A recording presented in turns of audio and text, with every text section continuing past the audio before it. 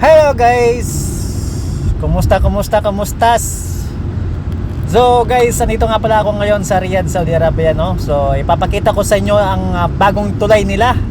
Ang bagong tulay, ang pinakamahabang tulay dito sa Riyadh, Saudi Arabia. So ipapakita ko sa inyo guys. Ito po yung bagong tulay nila.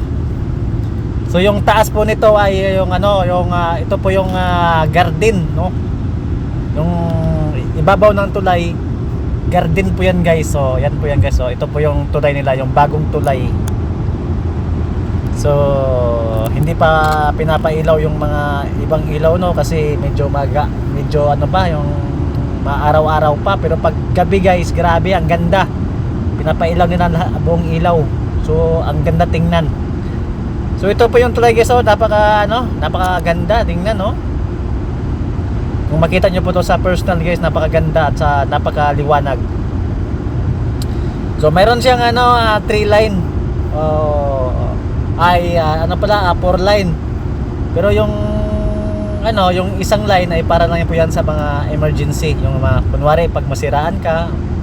So yung ginagamit talaga guys is 3 line lang.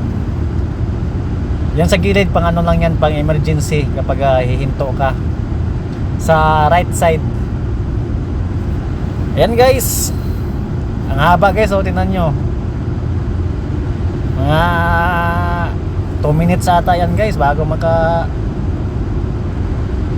bago makalabas. So mabilis yung takbo ko dyan guys, mga 90. Parang mahina lang tingnan, pero pag yan sa personal, 90 talaga yung takbo ko dyan. Kasi yung limit na yun dyan guys, 90 yung limit. Yung speed limit niya is 90. Tingnan nyo guys, ang haba, oh. So hindi lang po ito ang tulay na mahaba guys, meron din dun sa kabila, dun sa Aruba. Ito po yung dinaanan ko. Ito po yung Abu Bakr. Ito po yung Abu Bakr. Doon po sa kabila yung Aruba. Mahaba din yun guys.